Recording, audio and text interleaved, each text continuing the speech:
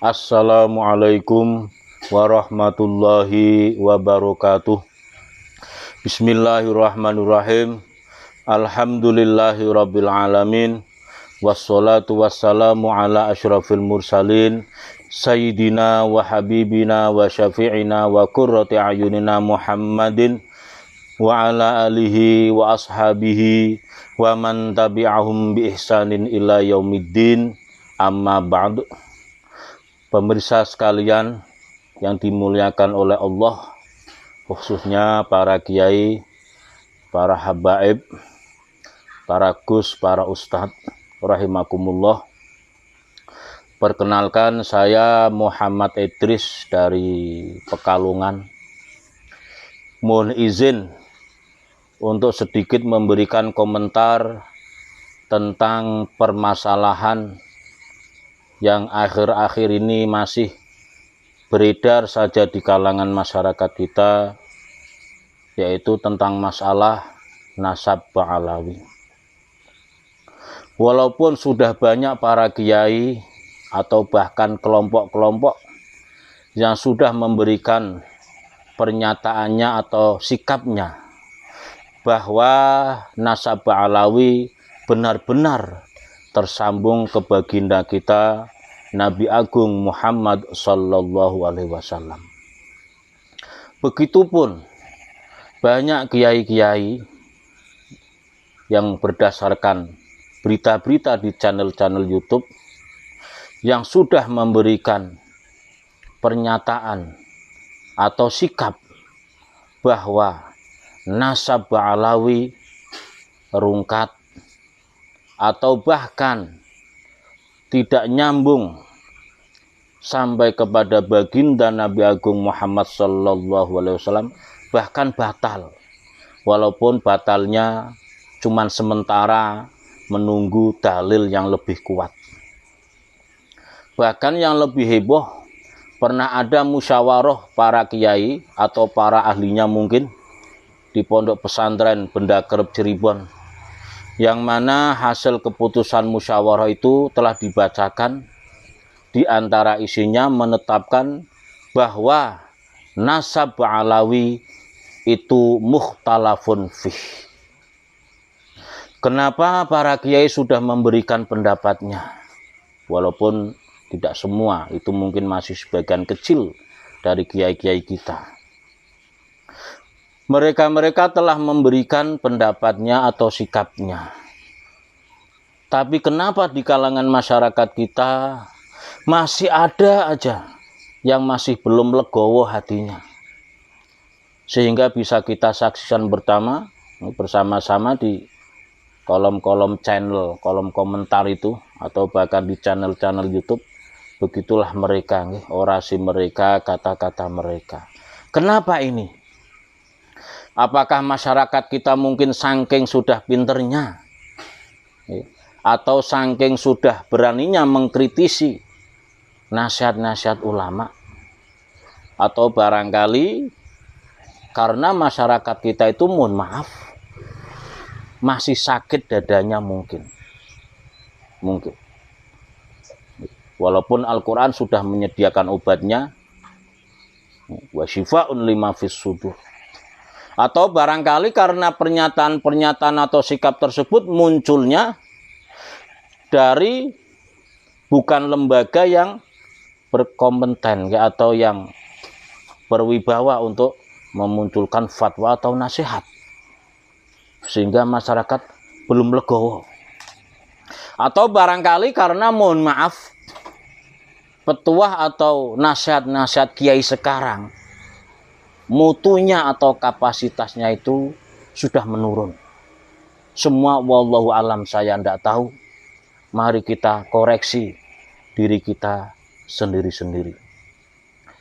Makanya semoga dengan melihat keadaan semacam itu, ada lembaga semacam MUI, Majelis Ulama Indonesia, ataupun PBNU yang mau melirik atau mau melihat keadaan demikian, sehingga mau mengeluarkan pernyataan resmi atau fatwa dari Majelis Ulama Indonesia ataupun PBNU. Walaupun memang belum bisa menjamin nanti masyarakat legowo, tapi setidaknya sudah ada pernyataan resmi dari MUI maupun dari PBNU. Kenapa Majelis Ulama Indonesia? Sebab saya lihat Majelis Ulama Indonesia karena begitu perhatiannya terhadap umat, sampai-sampai label halal pun oleh MUI dibahas dan ditetapkan yang dulu diganti. Padahal sekedar label atau tulisan halal. Karena saking pedulinya MUI terhadap umat. Masa dengan masalah nasabah Alawi yang sudah membuat begitu terus mau diam-diam saja, atau barangkali MUI sudah membahas dan saya kurang informasi, atau barangkali MUI sedang membahas. Mohon maaf, mohon maaf. MUI mungkin bisa silaturahim ke Robito Alawiyah untuk mendapatkan ilmu bagaimana Robito Alawiyah dalam menetapkan nasab Alawi atau seseorang sampai ke Rasulullah. Nah, nanti dikaji oleh Majelis Ulama Indonesia, apakah dalil atau dasar yang digunakan oleh Robito Alawiyah itu sudah syar'i atau belum? Perlu digodok nanti di MUI. Begitu juga MUI, Majelis Ulama Indonesia, majelis yang sangat terhormat,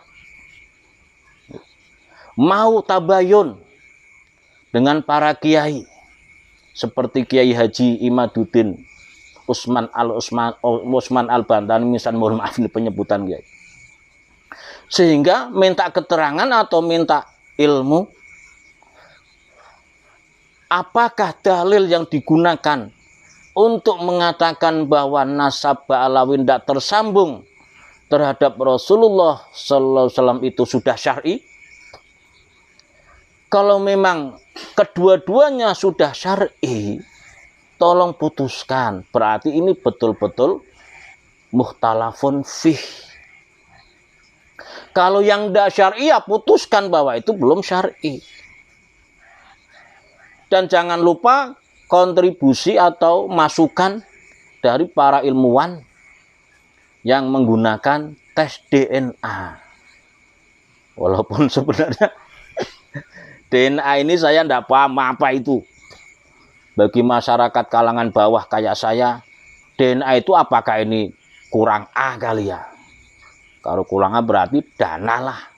Mohon maaf, bukan melecehkan ilmu pengetahuan. Cuman kami rakyat bawah itu tidak tahulah DNA itu apa. Nah, setelah semua digodok di MUI, tolong sampaikan ke masyarakat secara resmi. Walaupun ini terus terang belum bisa menjamin keruwetan ini selesai, tapi setidak-setidaknya. Sebenarnya saya sebagai orang NU, boleh yang mengklaim bahwa saya sebagai orang NU walaupun terus terang tidak punya kartanu. Terus terang tidak punya kartanu. Sebab ketika di kampung ada proses pembuatan kartanu, itu bayar 10.000. Dan saya pas tidak punya uang.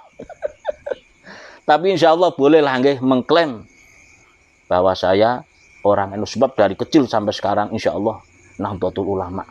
Sebenarnya saya lebih senang ke PBNU.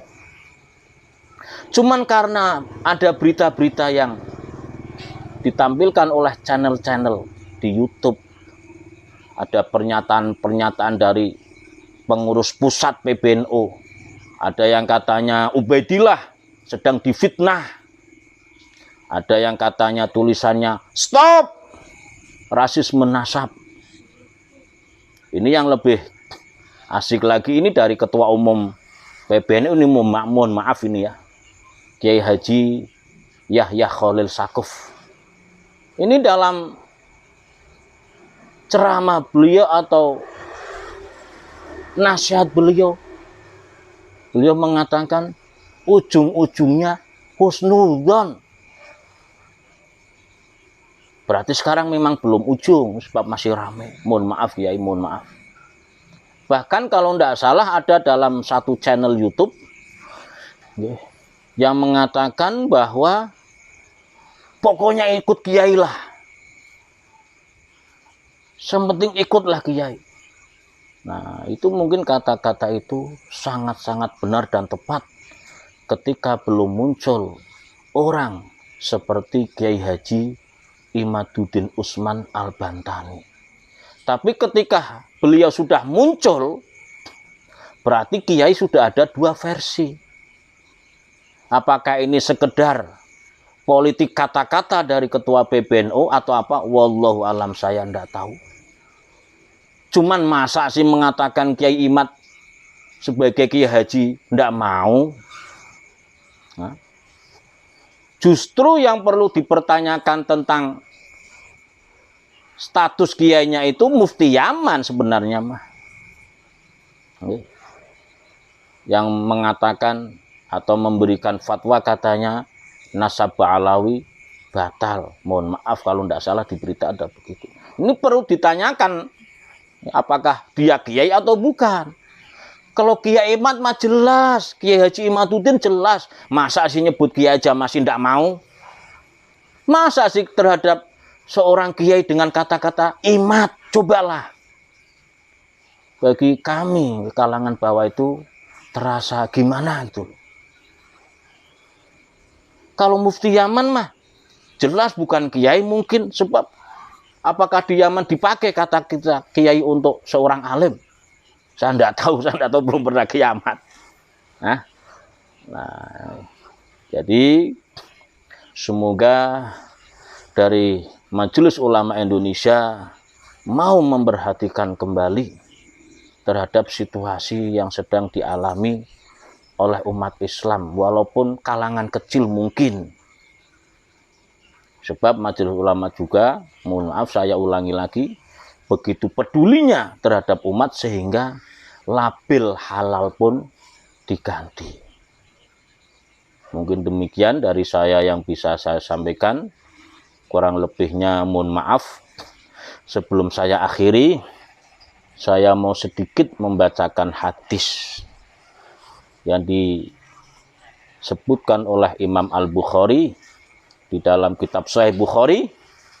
Kalau tidak salah di dalam Kitabul Faraid, tepatnya di bab manidda'a akhan au ibna akhin. Lafadznya kurang lebih demikian. Imam Bukhari menulis, atau biasanya ada yang menggunakan redaksi Qala al-Bukhari Haddasana Qutaibatu bin Sa'idin Haddasana Al-Lais An Ibnu Syihab An Urwah An Aisyah radhiyallahu anha annaha qalat ikhtasama Sa'd bin Abi Waqqas wa Abd bin Zam'ah fi ghulamin faqala Sa'dun hadza ya Rasulullah akhi hadza ya Rasulullah ibnu akhi Ujbata bin Abi Waqqas ahida ilayya annahu ibnuhu unzur ila syabahihi wa qala Abdul Zam'ah hadza akhi ya Rasulullah wulida ala firasyi abi min walidatihi fanadhara Rasulullah sallallahu alaihi wasallam ila syabahihi fara'a syabahan bayinan bi Utsbah faqala huwa laka ya abdu al walad lil firash walil ahiri al hajaru wahtajibi minhu ya Saudah binta Zam'ah qalat Aisyah falam yaro Saudah qattu au kama qala Rasulullah sallallahu alaihi wasallam. Barangkali para kiai hadis itu sudah tidak asing, bahkan mungkin sudah dihafal atau mungkin sudah dibahas. Tapi setidak-tidaknya di dalam hadis itu ada pesan bahwa Rasulullah tidak menetapkan ukhuwah atau persaudaraan dengan kesamaan fisik mungkin di situ. Tetap Rasulullah memakai dalil syar'i al-walad lil firash. Wassalamualaikum warahmatullahi wabarakatuh.